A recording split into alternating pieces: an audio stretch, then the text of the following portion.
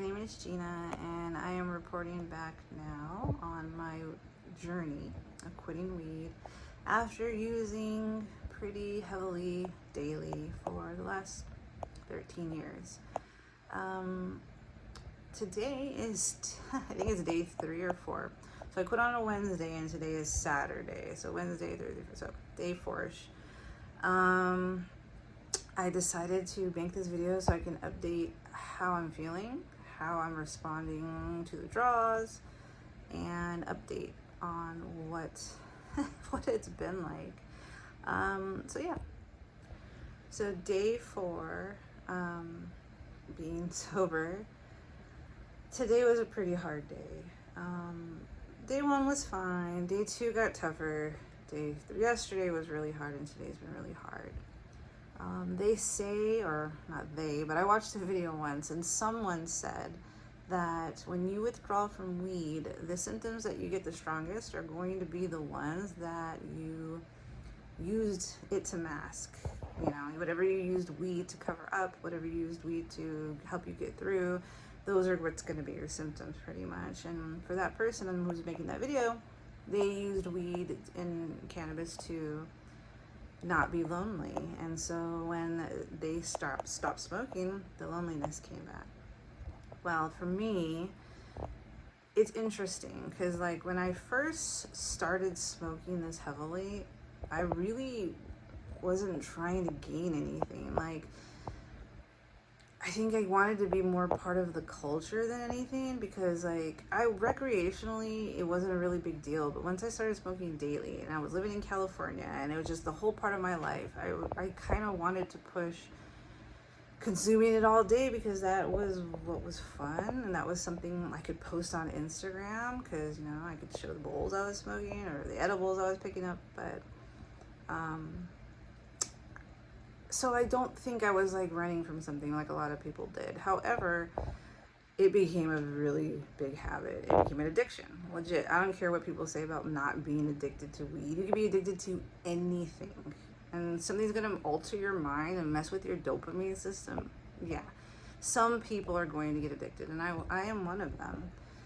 So withdrawal symptoms. What for me personally, I guess today, weed has become the thing that makes life less mundane and boring. And I know that's odd, because most people smoke weed to make life more interesting. And well, I guess that is kind of the same thing, right? I'm taking the mundane and the boring and I'm making it more interesting. So basically, my symptoms right now, I am having pretty bad mood swings. I can tell that my dopamine levels are low because I feel depressed. I don't know what other word to use, but I feel really sad. I feel unmotivated. I don't want to think about the future. I don't even want to think about what I have to cook for the next meal. Like, that alone is causing so much stress and anxiety. And I think what I'm really truly realizing is that for recently, maybe at least the last 4 years, I have been using weed to make my life less boring, to get through the days. I have 3 kids, and I'm with them most days, all days. And they're not babies anymore, but they still need me. They need me. The youngest needs me to cook. The oldest needs me for advice and for schoolwork and stuff. And that can be really hard when you're with just your kids all day. And yes, there's all kinds of things you can do to say, well, this is how you can make it better. Well, what I did is I used weed. I smoked to make everything easier and fun. And I used it to make the days go by. And right now, the withdrawals for me are pretty extreme depression, because I'm going through, I hate my life. I can't believe I did this to myself. I can't believe I'm stuck home all day. I can't believe that I don't have a car, which I don't right now, but that has nothing to do with weed.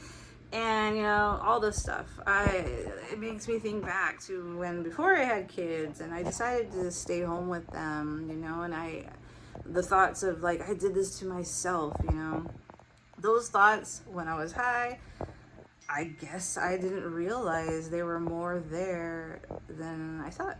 And so yeah. So right now, mood swings, depression, easily crying.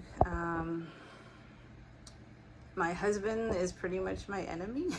And I know that sounds really bad, but like with my kids, I have to hold my shit together. I have to. It's hard. I've snapped at them. I've had some anxiety around them, but for the most part, I hold my shit together. And with my husband, he comes home from work and it's like all this everything I was holding together, it's gone. I can no longer hold it together. Luckily, he seems to be very understanding of it. Before I quit, he told me how supportive he was of this. He knows what I'm going through. He knows that this is hard for me. He knows that this is a big decision. He himself is going to be cutting down pretty drastically. He already has. Like, he wants to support me. So even though he is understanding of me being really upset and sad and depressed and having all the dark thoughts, it's still hard for him. He's not used to seeing his wife like this. Like, he's seen me like this when I quit before, so he knows I'm going to be okay, but it's still really hard for him. And so I'm trying so hard to have some grace, but yeah. So other symptoms. So the mood swings, pretty depressed, pretty anxious, but I need to preface this, or support this, I guess, with saying I did experience depression and anxiety before I started smoking. It never helped my depression and anxiety, at least from what I could tell, but I did have depression and anxiety before smoking, and it was something that's kind of been around. So that is definitely a factor, I guess, in my withdrawal symptoms. Let's see. Appetite. A lot of people like to ask about that. My appetite was fine day 1-ish, day 2-ish, and then it's gone downhill. I have hunger, which is good, but I'm not eating very much. I can pretty much, instead of eating a normal breakfast, like a couple of eggs and some toast, maybe a piece of sausage or something, I have 1 egg, and then I'm full. So yeah, I know that this is temporary. I know I need to eat. I know that I need to eat healthy, so I've been focusing on whole foods. I'm also, this is a whole other discussion, but I've also given up my recreational alcohol consumption because I was not drinking all the time, but drinking was definitely affecting my weed usage. It was affecting my ability to quit cannabis, because I would drink, and guess what you want to do when you drink? You want to smoke. So I've also given up alcohol. But yeah, so right now, mood swings, depression, sadness, a lot of regret, wishing that I wasn't like this, especially around my kids, lack of appetite. Sleep, funny enough, has been okay for me. The few times I quit in the past, only once did I have sleep problems. The other times before that, I didn't have any sleep problems. So I think something that might help is I tried my best in the weeks leading up to this to not smoke right before bed. Like, smoke and then I wouldn't do that. I wouldn't hit the pillow and then have right after I smoked. So I would usually smoke, if I went to bed at 10, I would stop smoking around, 8. But yeah, so sleep has been okay. I've heard, though, that can change over the next few weeks as neurons connect and, your brain chemistry alters. So I'll definitely update on that. But yeah, so day 4, mood swings, some depression. Definitely not proud of myself. I've got a lot of low thoughts, a lot of can't believe I did this. I can't believe I'm going through this. Look what I did to myself. This is all my fault. Like, now I'm treating my family like crap, all those things. But I'm also very forgiving. I am meditating. I'm trying really hard to come back with positive words for myself. It's really hard in the moment. Before I quit, I would consider myself a positive person. And, I really am. I don't like to go down dark rabbit holes, especially for myself. Like, oh, how bad could things go? And oh no, let's think of everything wrong with the world. I don't do that.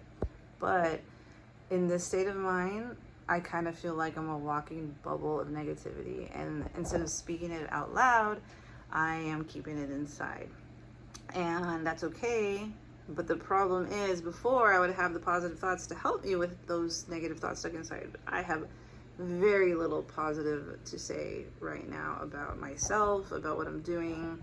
Even simple things like, I'm proud of you, I love you. I can say them to myself, but myself right now is not feeling anything. So that's really hard, because when the thoughts are very dark, and you know in the past that they've been dark and you've been able to be okay, and now you're not feeling okay, like that's hard.